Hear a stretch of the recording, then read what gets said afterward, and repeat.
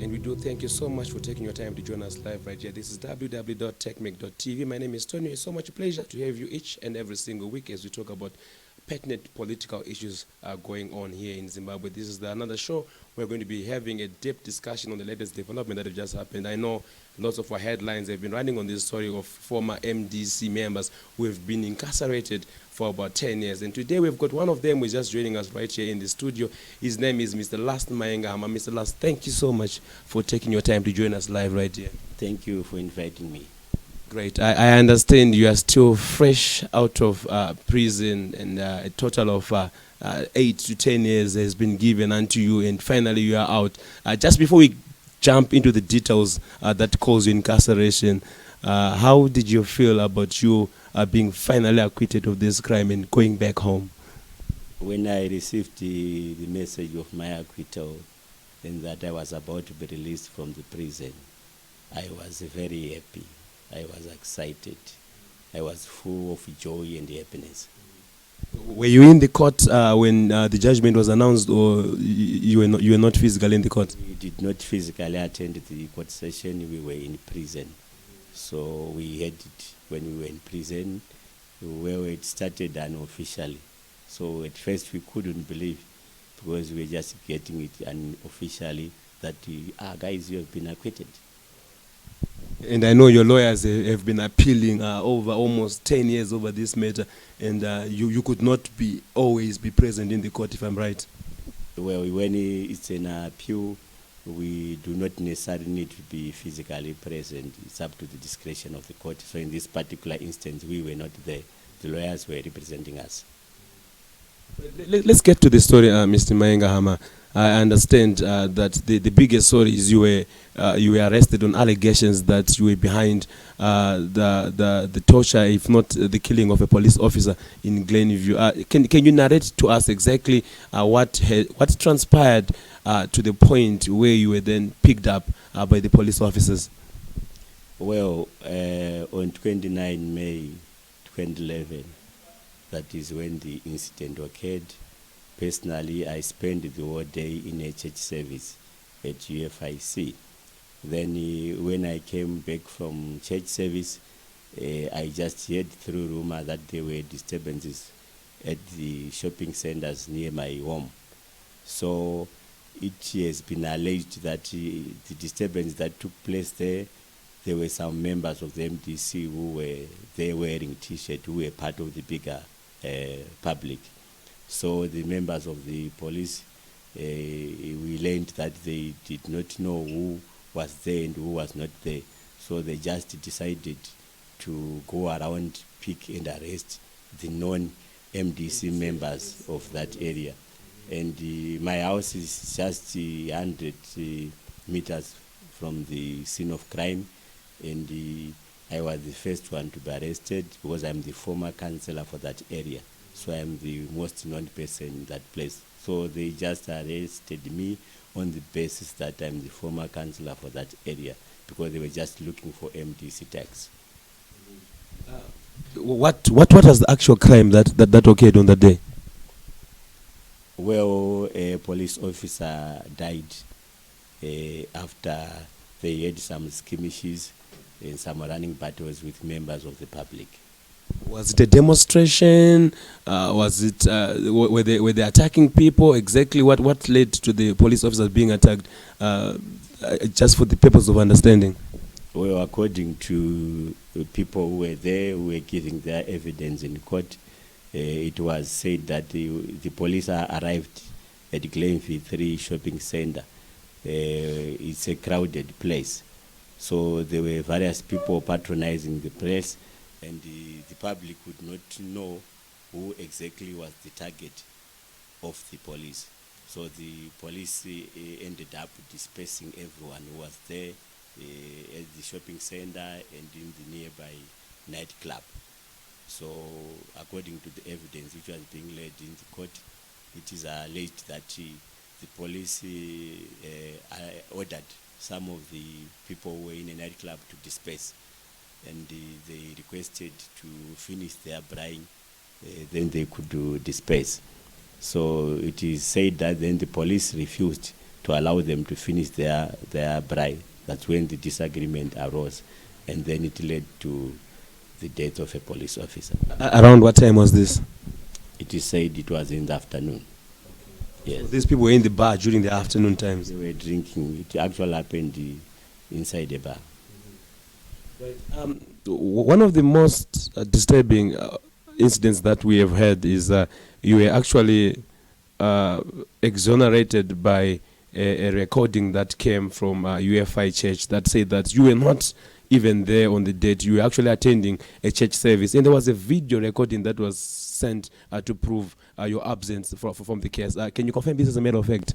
Yes, my church provided a video to confirm that on the very day I was attending a church service. Not only that, the Econet also provided the core history of my phone to indicate that the base stations that were being picked by my phone at that particular time were away from the scene of the crime.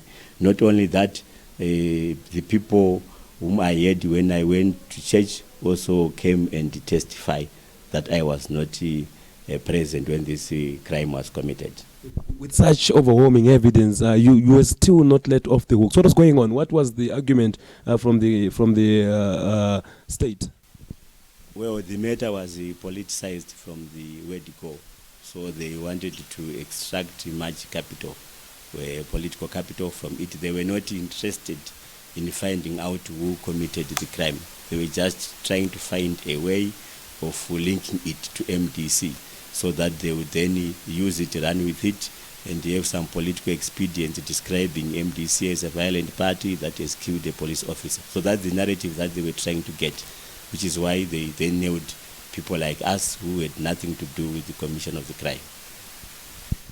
Were you accused number 1, 2, or you were an accomplice in this matter? I was accused number 4, but I was the first one to be arrested. And normally I was supposed to be accused number 1 because I was the first one to be arrested. But the reason why I did not become accused number 1 is because initially at the police station they discovered that I had no link to the commission of the crime. So I was included amongst the group of people who were to be released at the police station. But when their seniors arrived, then they say, how can you release last Maengahama? These are the senior members of the MDC. So if you release that one, you are making our case weak. So it was from an instruction from above, not necessarily from what they had investigated. By above, do you have an idea who exactly these guys were coming from? Which office? Was it a local police station, or was it from Central? Or do you have an idea exactly where they were from, or probably maybe where they were taking the orders from, any one of those? I cannot say precisely which office, but it was coming from above. Right. So 4 of you were initially taken into custody over this crime, and I also understood that one of the lady who was amongst those who were rounded up did not manage to make it. She passed on. Can you give us details towards this issue? Well, it's unfortunately one of our co-accused, Rebecca Mafukeni, died in prison. She was in prison when she died. She fell sick, and you know our prison system and our health delivery system in this country is very poor. So she died because of the health delivery system we have in prison and we have in our country. If she was not in custody, I'm very sure we would have been having her right now. Was there any actual known of cause of the death to her? Well, I was in custody when she died and she was buried, so I did not have the specific details because I was inside the prison. Unfortunately, we could not even attend her funeral. How long had she stayed in the prison before she passed on? Well, I think it's around 2 or 3 years. Yeah, I'm not too sure about the specific, but somewhere there it was in our early years of imprisonment.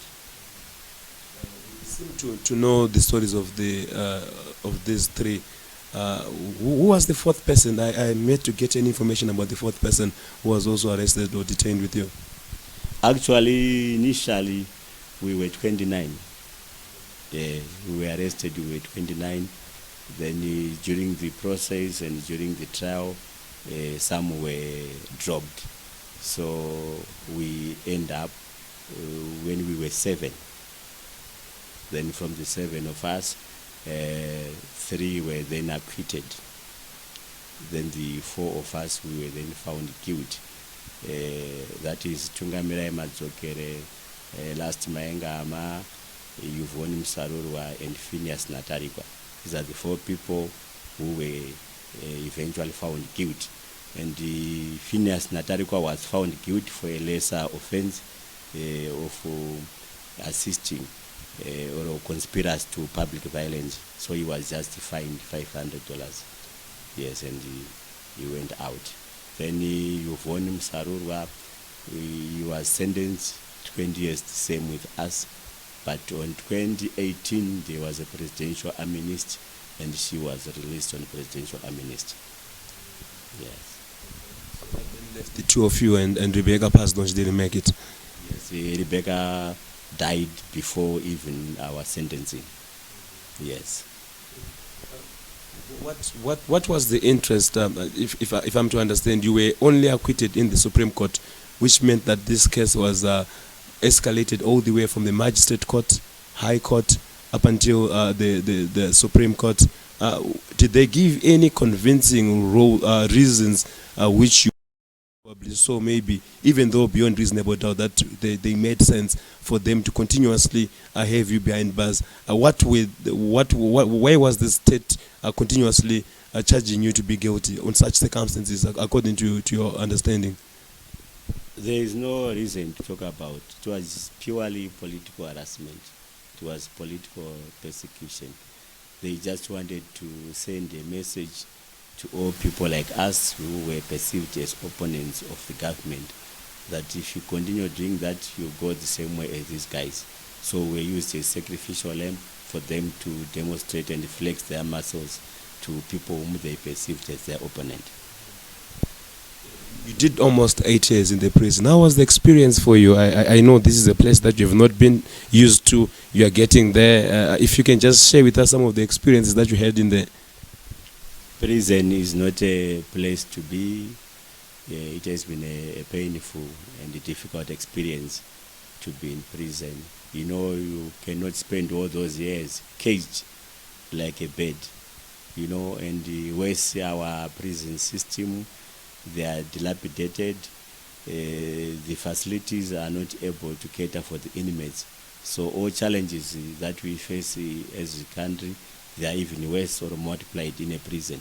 So you talk about water, you talk about clothing, you talk about blankets, you talk about where to sleep, and so on.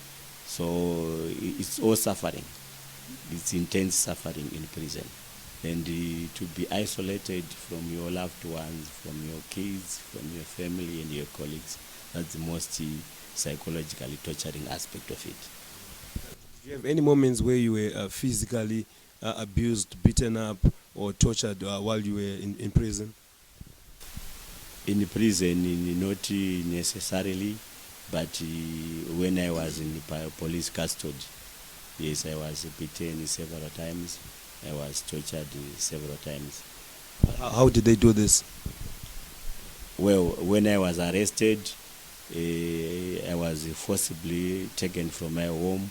And then I was taken to Harare Central Police Station. We were taken into a certain big room where we were being interrogated, and then they were beating us in the process of interrogating us. Then during the night we would be deployed to various police stations, and I was deployed to Matapi Police Station.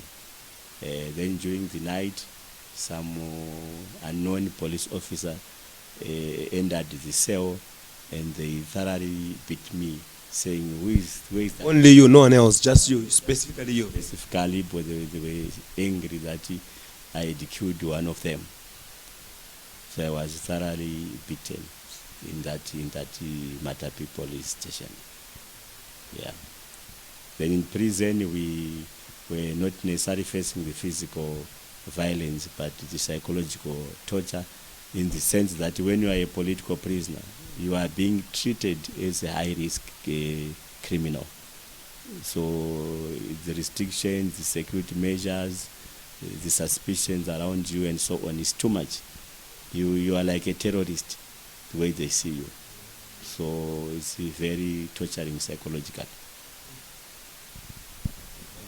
Sorry, just to take you back, I know this is not the best of the moments.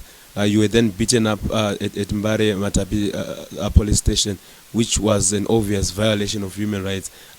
How exactly were they doing this to you? And did you have any other places where you were beaten, and using what as far as the police custody process is concerned? Well, our police, our state institutions, they don't respect the rights of people. So they just beat us just like that, because they know.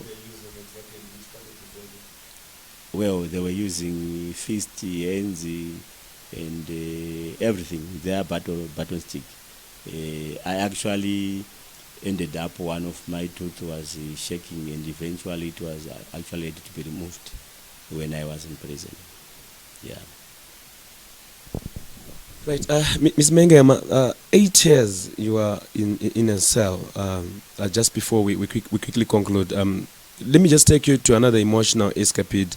You come out from the prison, and you still find your place, your home, and more importantly, your wife is still there. I understand that we have also learned of a sad development that happened to your colleague. How did your wife hold on during this time, and how often would she come and see and visit you?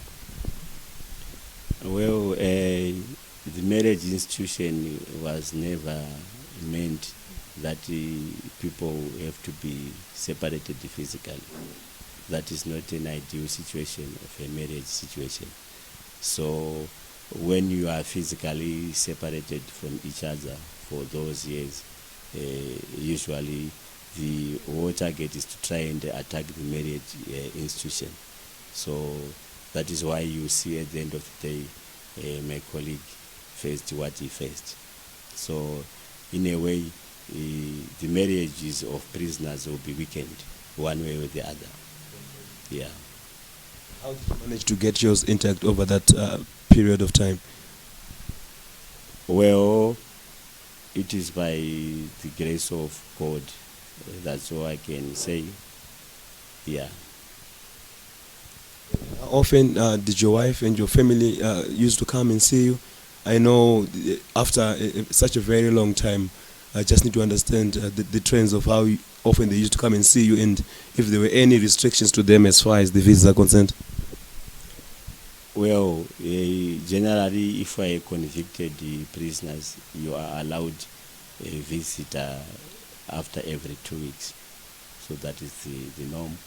Although sometimes there could be exceptions, but the rule is that after every 2 weeks, that's when you are allowed a visitor. It's unlike a remand prisoner, that one who is not yet convicted, you can be visited every day. But for us, it's once every 2 weeks. So they would come here and there.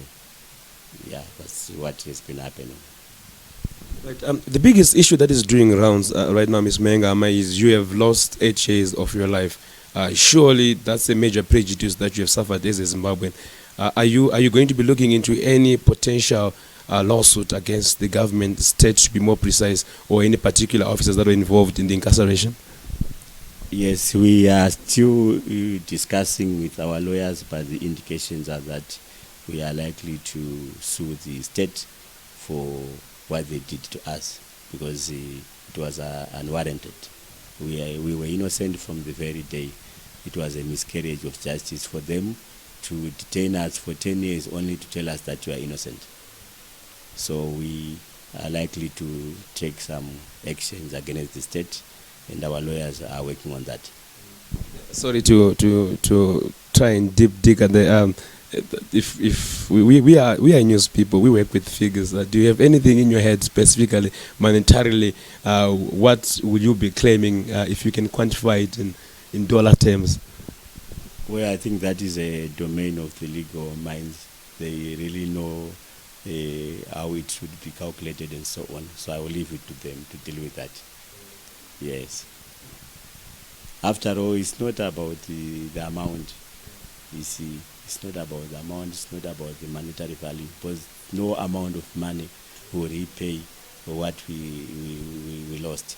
We are just sending a message that the state should be responsible. We do not want other people to be victims and follow the path we followed. That is what we are suing them. So we are not necessarily suing them because we want money. That money is not very important to us, but to send a political message that a state is there to protect its citizens, and the justice delivery system is there to deliver justice, not to be injustice to the extent that we faced. We've witnessed many cases where even the law now allows individuals to sue the state and also the state actors in their personal capacity.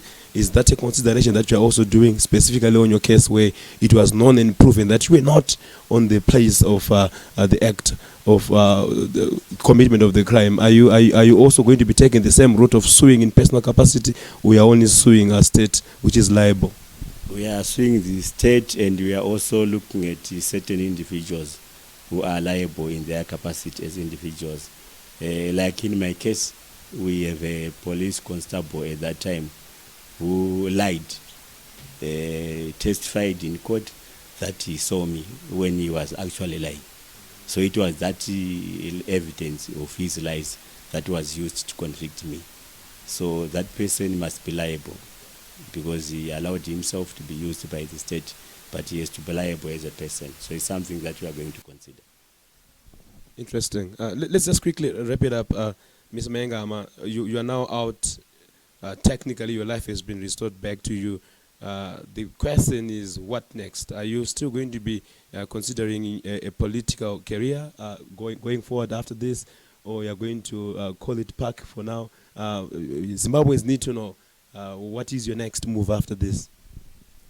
Well, I am a politician, and I believe that to me, politics is a calling.